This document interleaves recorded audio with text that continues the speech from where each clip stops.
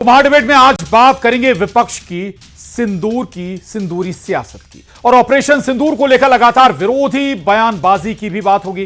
News 18 ने कांग्रेस की बयानबाजी को लेकर एक बड़ा सर्वे किया है, जिसमें ऑपरेशन सिंदूर को लेकर बयानबाजी और पीएम मोदी पर कसे गए तंज को लेकर आम लोगों से राय पूछी गई। इस सर्वे में एवरेज 85% से ज्यादा लोगों ने कांग्रेस को आईना दिखाया है। ज्यादातर लोगों ने कांग्रेस नेताओं की बयानबाजी पर नाराजगी जाहिर की है। अब सवाल यह कि आखिर भारत की सरकार और सैन्य बलों के आतंक के खिलाफ कड़े रुख पर क्यों कांग्रेस सवाल उठा रही है और क्या कांग्रेस नेता जनता की नाराजगी से कुछ सबक लेंगे। इसी पर एक खास गेस्ट पैनल के साथ आज की महाडिबेट में करेंगे हम चर्चा। I say to the whole world, India will identify,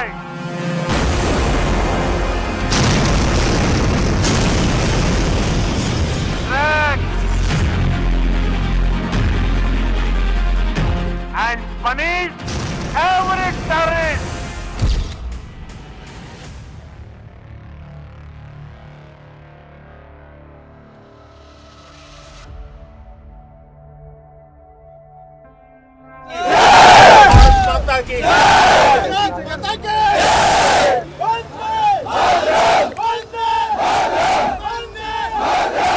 operation Sindoor सैन्य बल से नहीं, जनबल से जीतना है दोस्तों।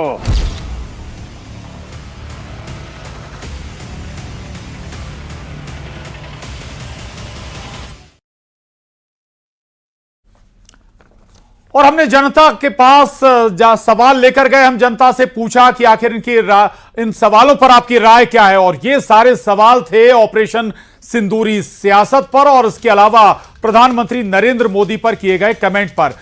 हमारा पहला सवाल हम आपको बता देते हैं, क्या नरेंद्र सरेंडर जैसा कमेंट किसी भी तरह से जचता है या उचित है? इस सवाल के जवाब में 87% लोगों ने, बल्कि 88% लोगों ने कहा नहीं, ऐसा कमेंट किसी भी तरह से जायज नहीं है, ये जचता नहीं है अगर कोई भी सियासी दल इस तरह का कमेंट करे।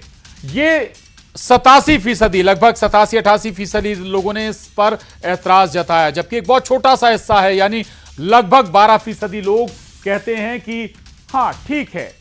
अब दूसरे सवाल का जिक्र कर लेते हैं। हमारा दूसरा सवाल, आपको लगता है कि प्रधानमंत्री पर इस तरह के निजी हमले राष्ट्रीय हितों की भावना के विपरीत हैं? जो कमेंट किए गए उसको लेकर हमारा यह सवाल था कि क्या ऐसे कमेंट राष्ट्रीय हितों की भावना के विपरीत हैं, जिस पर 85 नहीं बल्कि माफ कीजिएगा 76% लोगों ने कहा हां ये राष्ट्रीय हितों की भावना के विपरीत हैं अगर प्रधानमंत्री पर इस तरह के निजी हमले किए जाते हैं। ये जवाब आया आम जनता का। अगर हम बात करें जो नहीं में जवाब दिया, उसमें लगभग 22% के आसपास, 22-23% के आसपास ऐसे लोग थे जो पक्ष में थे, यानी उस मानसिकता के साथ जो बयान दिए गए। ये दो महत्वपूर्ण सवाल, और आपको बता दें ये इन सवालों का जवाब आपने सुना, लेकिन आपको बता दें कि और बहुत महत्वपूर्ण है, इस तरह के हमारे 3 सवाल और हैं, वो 3 सवाल भी हम आपको बताएंगे, लेकिन उससे पहले हम आपको अपने पैनल से मिलवा देते हैं जो हमारे साथ इस वक्त गेस्ट जुड़े हुए हैं, जिनके साथ हम चर्चा को आगे बढ़ाएंगे। हमारे साथ इस वक्त जितेंद्र मिश्रा जी हैं, प्रवक्ता कांग्रेस, आशीष शर्मा जी विधायक बीजेपी, सरमन नगेले जी वरिष्ठ पत्रकार, और सूर्या मैथिल जी राजनीतिक विश्लेषक। आप सभी का बहुत स्वागत है इस बेहद खास चर्चा में। हमारा ये बड़ा सर्वे है, 5 सवालों का इस सर्वे था, 5 सवाल हम जनता के पास लेकर गए थे, उसके क्या जवाब मिले ये भी हमने आपको बताया है। पहला सवाल था कि क्या नरेंद्र सरेंडर जैसा कमेंट किसी भी सूरत में उचित है? यह सवाल सीधा जनता से था। और पहला सवाल मेरा जितेंद्र मिश्रा जी से, प्रवक्ता कांग्रेस हैं। जितेंद्र मिश्रा जी, ये हम नहीं कह रहे हैं, चलिए जितेंद्र मिश्रा जी इस वक्त हमारे साथ नहीं है, आशीष शर्मा जी के पास में जाऊंगा। आशीष शर्मा जी, जनता भी यही मानती है कि ये कमेंट या ऐसा कमेंट कम से कम उचित तो बिल्कुल भी नहीं था। आशीष शर्मा जी। हर देश और समाज के सामने कई बार चुनौतियां उपस्थित होती है और पूरा देश और समाज सत्ता के आगे आंखें लगाकर टकटकी लगाकर देखता है कि ऐसे समय में जिन निर्णयों की आवश्यकता है, जिस तरह की कार्रवाई की आवश्यकता है, जिस तरह के साहस की आवश्यकता है, वो हमारे राजनीतिक नेतृत्व में है या नहीं। निश्चित ही ऑपरेशन सिंदूर, जिसने भारतीय सेना की पराक्रम की गौरव गाथा को पूरी दुनिया में चमकाया है, वो अपने आप में हर भारतीय के लिए गर्व करने लायक हो सकता है। इस समय सत्ता किन हाथों में है, इसका विचार भी देश की जनता ने किया है। और मैं ऐसा मानता हूं, प्रधानमंत्री एक चेहरा हो सकते हैं, लेकिन देश पर जब आक्रमण होता है तो पूरा देश लड़ता है जी। हमारा भारत लड़ा, भारत के सैनिकों के रूप में, फाइटर जेट के रूप में, वायुसेना, थल सेना, जल सेना के हमारे वीर सैनिकों के रूप में पूरा भारत दुश्मन देश से लड़ा है। इसलिए ऐसे नेतृत्व के प्रति, इस तरह के अभियानों के प्रति यदि हल्की शब्दावली का इस्तेमाल भारत में कोई भी करता है, तो मैं ऐसा मानता हूं कि वो भारत के प्रति अपने भावों का प्रकटीकरण ठीक नहीं है, उसका ना उसकी भावना ठीक है। इसलिए जिस किसी ने भी माननीय प्रधानमंत्री जी के प्रति, इस ऑपरेशन के प्रति उंगली उठाने बिल्कुल ऐसे शब्दोचित नहीं कहे जा सकते। ठीक है, आशीष शर्मा जी लौटूंगा आपके पास। सरमन नगेली जी, खासतौर से आप नेता विपक्ष हैं, यानी राहुल गांधी जी नेता विपक्ष हैं, और अगर वो कुछ बोलते हैं तो उसका असर वैश्विक स्तर पर होता है उनके बयान का। तो ये किसी भी सूरत में उचित था क्या, जायज था क्या इस तरह का शब्द कि भाई सरेंडर कर दिया आपने?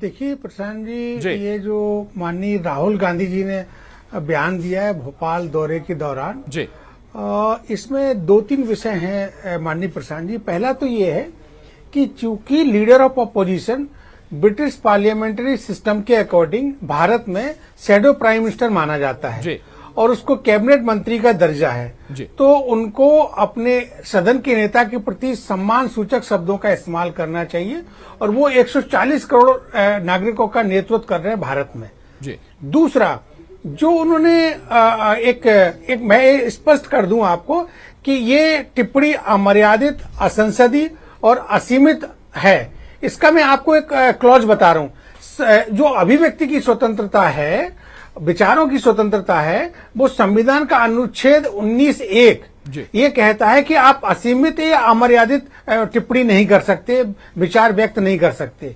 दूसरा, संविधान का अनुच्छेद 19(2) ये कहता है देश की एकता, देश की रक्षा, देश की संप्रभुता, देश की सुरक्षा, देश के मित्र देश के साथ में संबंध अच्छे हैं, वो संबंध ना बिगड़े, इस तरह की टिप्पणी करने से आपको बचना चाहिए भारतीय नागरिकों को। ये दोनों ही चीज उन्होंने वैसी बोली है। तीसरा, इसमें एक और पॉइंट है कि जो नया भारतीय न्याय संहिता कानून आया है, उस न्याय भारतीय संहिता का जो 152 है, उसमें जो मैंने अभी बताया आपको, देश की एकता, सुरक्षा, संप्रभुता, रक्षा, विघटनकारी देशों की तरह बातचीत ना करें, ये उसमें आता है। मैंने आपको जो संविधान के अनुच्छेद हैं, बिल्कुल, यानी बड़ी बात है लबुल आप ये निकल कर आता है कि ये संविधान सम्मत भी नहीं है इस तरह का बयान एक प्रधानमंत्री, देश के प्रधानमंत्री के ऊपर। और हमारे साथ सूर्य मैथिल जी भी बने हुए। सूर्य मैथिल जी, बड़ा महत्वपूर्ण है जब ऐसे बयान कोई विपक्ष के नेता देते हैं तो फिर उसका इस्तेमाल कई दूसरे देश भी करते हैं, पाकिस्तान भी कर रहा है। धन्यवाद प्रशांत जी, पहले तो आपको और पूरे मध्य प्रदेश, छत्तीसगढ़ को, पूरे देश को भारत माता की जय। और राहुल गांधी जी का जो बयान जी आप देख रहे हैं नरेंद्र मोदी जी के विषय में, वो बहुत ही अमर्यादित है, और उसके कारण रही सही कांग्रेस भी अब खत्म होने के कगार पर है। जैसा कि आपके सर्वे में दिखाया जा रहा है कि एक प्रचंड जनभावना जो है वो इसके खिलाफ है, और इस चीज को कांग्रेस को समझना होगा। अभी आपके कांग्रेस के प्रवक्ता जुड़े नहीं है, वो कांग्रेस का पक्ष रखेंगे, लेकिन एक बात मैं बताना चाहता हूं, इसमें जो आप दिखा रहे हैं ना 15-17%, 18%, ये वो लोग भी हो सकते हैं जो कि भारत के नागरिक ही नहीं हैं, जिनसे आपने पूछा हो सकता है वो पाकिस्तान में उनके पिता बैठे हों, जैसा कि हमने विगत कुछ दिनों में देखा जब 22 तारीख को पहलगाम में जो हमारे लोगों को मारा गया, उसके बाद भारत सरकार ने एडवाइजरी जारी कर दी, आदेश जारी कर दिया कि इस देश से जितने भी पाकिस्तानी नागरिक हैं वो जाएंगे। तो हमने देखा कि पाकिस्तानी माएँ अपने बच्चों को छोड़ छोड़ के यहाँ से जा रही थी। तो ये इस प्रकार के लोग हैं। अन्यथा यहां पर जो आपको डेटा दिखाई देता है वो 100% कुछ लाख संख्या थी जो यानी कि शादी पाकिस्तान में हो रखी है किसी परिवार की। लौटूंगा मैं। जी जी जी जी जी। और उनके बच्चे जो वहां 5-5, 7-7, 8-8, 10-10 थे, तो 25-30 लाख तो वही थे। तो मेरा कहना सिर्फ इतना है कि कांग्रेस यदि मुस्लिम तुष्टीकरण के लिए इतना गिर जाएगी तो चलिए और सवाल आएगा सरमन के लिए। सूर्या जी और सवाल है, उन सवाल के साथ भी मैं आपके पास आऊंगा। और इस वक्त तीसरा और चौथा सवाल हम देख लेते हैं, आखिर तीसरा सवाल क्या है। और तीसरे सवाल में जो महत्वपूर्ण बात है वो कि क्या जी आपको लगता है कि राष्ट्रीय सुरक्षा का मसला आने पर प्रधानमंत्री मोदी ने हमेशा कड़ा रुख रखा है या कड़ा रुख अपनाया? ये बहुत बड़ा सवाल, महत्वपूर्ण सवाल है। और इसके जवाब में देखिए जो हमने जनता से सवाल किया था, 88% लोगों ने कहा हां, जब कोई कठिन मौका आता है प्रधानमंत्री नरेंद्र मोदी कड़ा फैसला लेते हैं। ना में जो जवाब दिया था बहुत छोटा सा हिस्सा था। अब चौथा सवाल देख लीजिए, क्या ऐसी टिप्पणी करके कांग्रेस पार्टी सशस्त्र बलों के प्रति सम्मान दिखा रही है? यह सवाल था हमारा कि ऐसा जो टिप्पणी की जा रही है कांग्रेस के जरिए वो क्या सशस्त्र बलों का सम्मान है? देखिए जवाब में क्या आया है, 86% लोगों ने कहा है नहीं, सम्मान नहीं कर रही है कांग्रेस सशस्त्र बलों का। और 13%, लगभग 13-14% लोगों ने कहा हां। ये दो सवाल महत्वपूर्ण सवाल और इन पर फिर हम आगे जाएंगे। और हमारे साथ जो हमारे खास मेहमान हैं वो लगातार बने हुए हैं। एक बार फिर वो करेंगे आशीष शर्मा जी का। आशीष शर्मा जी, महत्वपूर्ण सवाल हमने पूछा था कि क्या प्रधानमंत्री कड़े फैसले लेते हैं जब कोई ऐसे हालात बनते हैं? हमने 3 मौके 2014 के बाद 3 मौके देखे हैं। हमने सर्जिकल स्ट्राइक भी देखी, एयर स्ट्राइक भी देखी और ऑपरेशन सिंदूर भी देखे। बड़ा हिस्सा जो आम जनता का है वो यही मानता है। आशीष शर्मा जी। निश्चित ही जी हर देश का नागरिक अपने राजनीतिक नेतृत्व से ये चाहता है कि जब देश की अस्मिता पर बात आ जाए, आतंकवाद का फन कुचलना जाना जरूरी हो, जब देश की सीमाओं की सुरक्षा की बात हो, आंतरिक शांति की बात हो, तब शासक को कठोर फैसला लेना ही चाहिए। राष्ट्र हित की पहली शर्त यही है कि राष्ट्र के हित के लिए शासक को, नेता को, प्रधानमंत्री को, महामहिम राष्ट्रपति को कठोर निर्णय लेने से भी हिचकना नहीं चाहिए। इसीलिए तो सरकार होती है, इसीलिए तो नेतृत्व को सदियों तक याद रखा जाता है कि जब देश पर संकट आया तब आपने अपना व्यक्तिगत हित ताक में रखकर राष्ट्र के हित को सर्वोपरि माना। यदि नरेंद्र मोदी जी को देश के इतिहास में राष्ट्र हित को सर्वोपरि रखने वाले एक नेता के रूप में याद रखा जाएगा, तो राहुल गांधी को भी इस रूप में याद रखा जाना चाहिए कि जब देश पर आक्रमण हुआ, देश की सेनाएं सीमा पर युद्ध लड़ रही थी, हमारे सुरक्षा बल संघर्ष कर रहे थे, तब आप प्रधानमंत्री के प्रति, ऑपरेशन के प्रति उन शब्दों का इस्तेमाल कर रहे थे जो युद्ध के समय कतई उचित नहीं था। ठीक है, आशीष शर्मा जी लौटूंगा आपके पास। जितेंद्र मिश्रा जी आ गए, हालांकि सबसे ज्यादा जरूरत आज जितेंद्र मिश्रा जी की थी, लेकिन थोड़ा सा डिले हो गए। स्वागत है जितेंद्र मिश्रा जी। हमने एक सर्वे किया, 5 सवाल पूछे और जो पहला सवाल है वो आपको बता देते हैं। हमने सवाल किया था कि क्या जो नरेंद्र सरेंडर जैसे बयान हैं वो उचित थे प्रधानमंत्री के ऊपर, और खासतौर से ऑपरेशन सिंदूर जब हुआ तो उसमें बहुत बड़ा हिस्सा आया, लगभग 88% लोगों ने कहा कि ऐसा बयान नहीं देना चाहिए था। जितेंद्र मिश्रा जी आप क्या मानते हैं? नहीं, देखिए सवाल इस बात का है कि आज जब हमारी सेनाएं पराक्रम कर रही थी, जब हमारी सेनाएं अपने पराक्रम के कारण लगातार पाकिस्तान को प्रभावित करने का काम कर रही थी और हमारी सेनाओं का मनोबल ऊंचा था, तब ये बताइए आपकी दब जाकर के सीज फायर की बात होती है, इसको क्या समझा जाए? 5:38 पर ट्रंप कहते हैं कि रात भर की मेहनत के पास दोनों देश सीज फायर को राजी हो गए। इसके बाद 5:41 पर स्टेट मिनिस्टर अमेरिका का कहता है कि हमने मेहनत की और दोनों देश जो बोला कि व्यापार बंद कर देंगे आपके साथ। ये 6:11 पर भारत के रक्षा मंत्री कहते हैं कि हाँ सीज फायर हुआ है। इसको क्या माना जाए? मुझे ये बताइए। हिंदुस्तान की तासीर ये नहीं रही है, हिंदुस्तान ने निक्सन को भी जवाब दिया है। ठीक है, चलिए आपने बात कह दी। एक और सवाल लगे आता आपसे और पूछ लेता हूं, मैं आ रहा हूं सूर्या मित्तल जी आपके पास आऊंगा। एक और सवाल जो हमने पूछा वो तीसरा सवाल था कि क्या प्रधानमंत्री मोदी जब ऐसे हालात बनते हैं तो हमेशा कड़ा फैसला लेते हैं? इसके जवाब में भी जो हमें नतीजा मिला था, करीब 88% लोगों ने आम जवाब दिया। पब्लिक के बीच सर्वे हुआ है ये। जितेंद्र मिश्रा जी, तो हमने 14 भी देखा, 14 के बाद सर्जिकल स्ट्राइक, एयर स्ट्राइक और फिर ये तीसरा मौका था। कांग्रेस क्या मानती है इस पर? नहीं, देखिए इसमें 2014 की बात नहीं है जी। आप 65 देखिए, 71 देखिए, 90 अटल जी का टाइम देखिए, हरदम देश ने पराक्रम का परिचय दिया है। आप इस समय इंदिरा जी को याद कीजिए, किस तरीके की अमेरिका ने धमकी दी थी, लेकिन हिंदुस्तान नहीं झुका। हिंदुस्तान ने कहा 7वां बेड़ा नहीं 10वां बेड़ा भी आ जाएगा तो भी किसी भी तरीके से समझौता नहीं किया जाएगा। आज क्यों परिस्थितियां बनी, क्यों आज हम कहां खड़े हैं? आज हमने कोई सियासत करने का काम नहीं किया। हमने ये कहा कि संसद का सत्र बुलाइए, युद्ध खत्म हो गया है। आप हमको ये बताइए कि पहलगाम में आतंकवादी कैसे घुसे, सेना की सुरक्षा की चूक थी तो आपको जवाब देना पड़ेगा। भाई हम हमारे देश में विमर्श नहीं करेंगे तो कब करेंगे?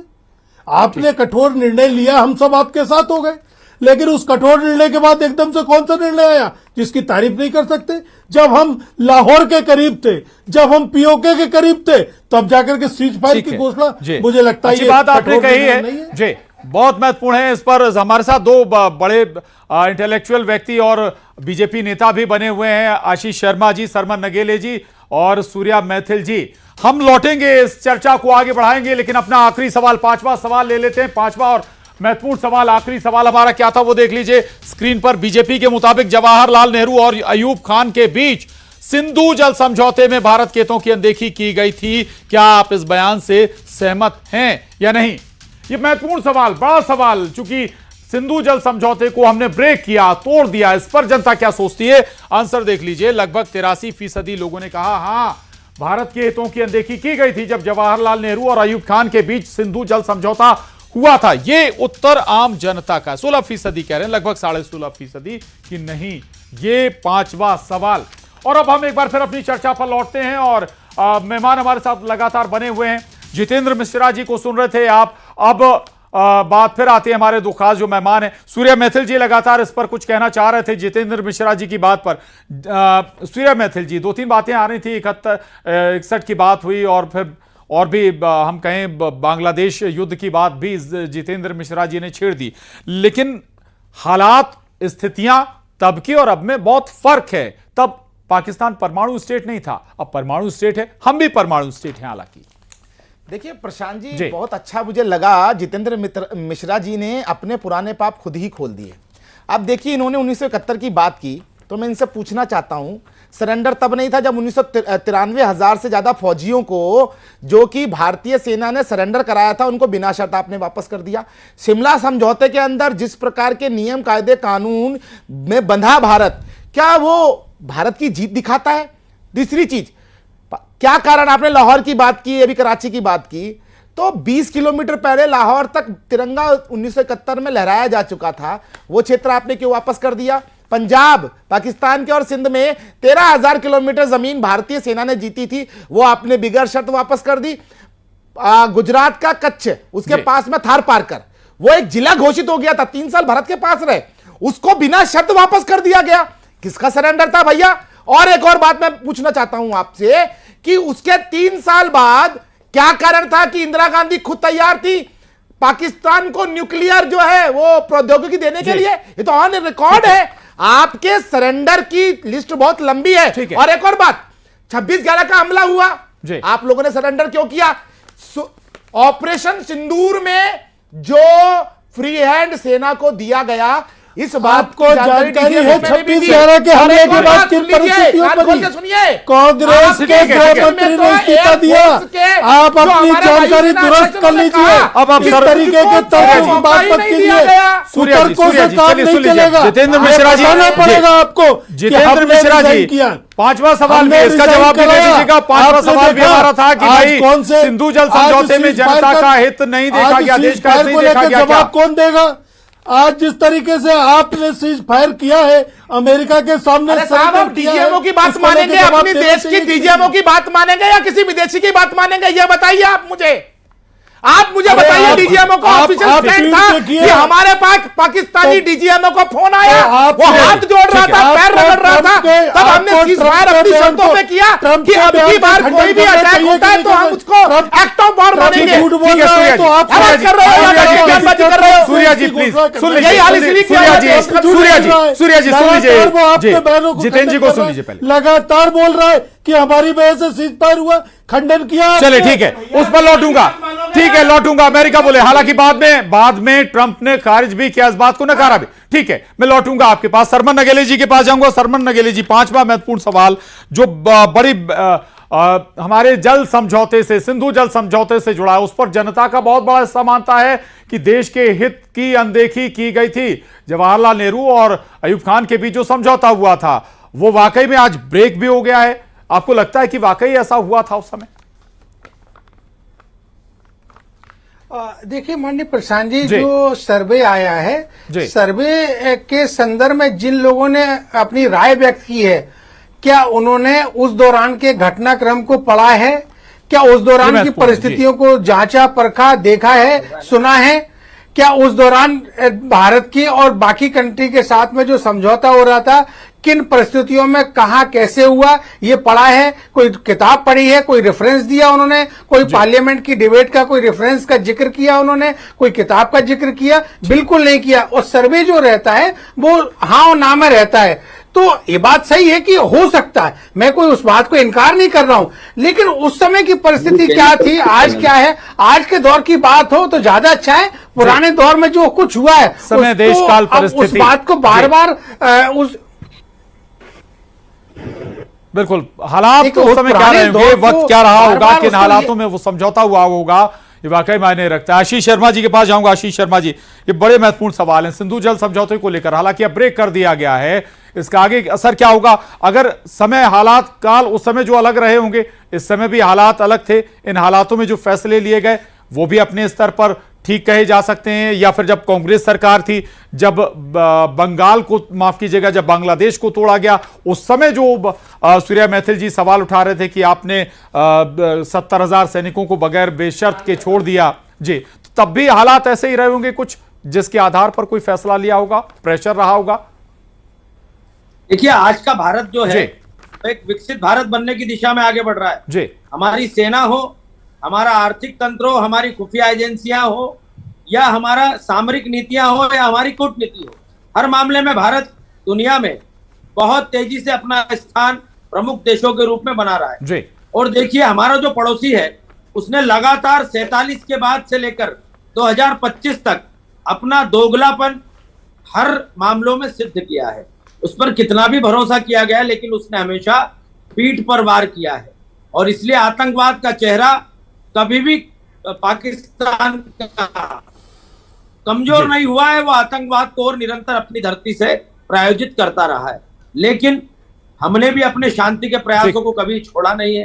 माननीय प्रधानमंत्री जी ने कहा, खून और पानी एक साथ नहीं बह सकते, और इसलिए हमने सिंधु जल समझौते को स्थगित किया। और आने वाले समय में भी हम यही चाहते हैं कि जो हमारे क्षेत्र से पानी ले जाकर अपने खेतों को सींच रहे हैं और आतंकवाद को सींच रहे हैं, उस पैसे से वहां पर पानी नहीं दिया जाएगा। और भी जितने कठोर कदम है सरकार को उठाना चाहिए। अच्छी बात है, यानी अभी पाकिस्तान की तरफ से अपील जरूर की जा रही है इस फैसले पर विचार करने की, पुनर्विचार करने की, लेकिन कोई पुनर्विचार नहीं हो रहा है। जितेंद्र मिश्रा जी, मैं फिर आऊंगा। आपके ही बड़े नेता शशि थरूर कह रहे हैं कि हमने विदेश नीति या कूटनीति के जरिए बहुत प्रयास कर लिए कश्मीर को लेकर, लेकिन पाकिस्तान से निपटने के, लेकिन अब वो भारत नहीं है, अब कूटनीति के साथ साथ सैन्य बल का भी इस्तेमाल करता है, हमारी एक्सरसाइज भी होती है, कार्रवाई होती है, देश बदल गया, ये आपके वरिष्ठ नेता कह रहे हैं। निश्चित तौर पर जी, देश बदल गया है, आज की परिस्थितियां अलग हैं, वो उन परिस्थितियां अलग थी।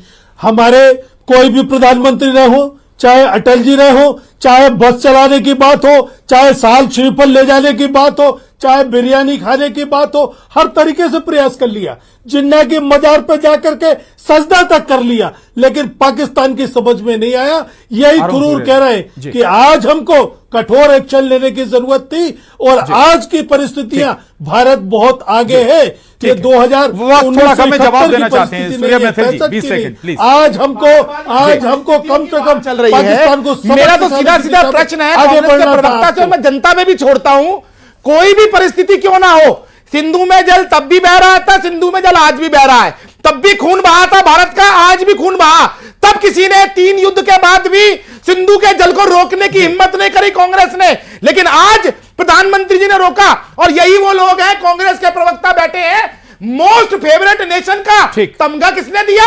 भारत के संग आप व्यापार करो बिगड़ किसी करके, किसने दिया?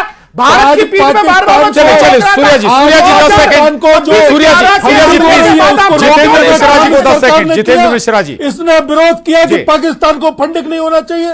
आप ये बताइए, आप किसकी बात कर रहे हैं? आज देश मजबूत बताते हैं तो आज भी आपको वो कठोर एक्शन लेना था कि पिछली सारी चीजें याद आ जाती हैं। आप हिंदी समझौता, सूर्या मैथिल जी माफी चाहूंगा, वक्त कम हो चुका है, वक्त बचा नहीं है चर्चा को आगे बढ़ाने के लिए, लेकिन हमने जो 5 सवाल आज जनता से किए थे उनका जवाब हमने आपको बताया कि आखिर जनता ने क्या जवाब दिया। जनता ने बता दिया कि उसके मन में क्या है, उसके जहन में क्या है। अगर कांग्रेस के नेता जो बयान दे रहे हैं उन बयानों पर जनता क्या चाहती है, क्या सुनना, ये क्या बताना चाहती है, उसके जहन में क्या चल रहा है, ये जवाब आज मिल गया। बाकी आज इस मसले पर चर्चाओं के लिए सभी खास मेहमानों का बहुत शुक्रिया, धन्यवाद। पहाड़ डिबेट में इतना ही।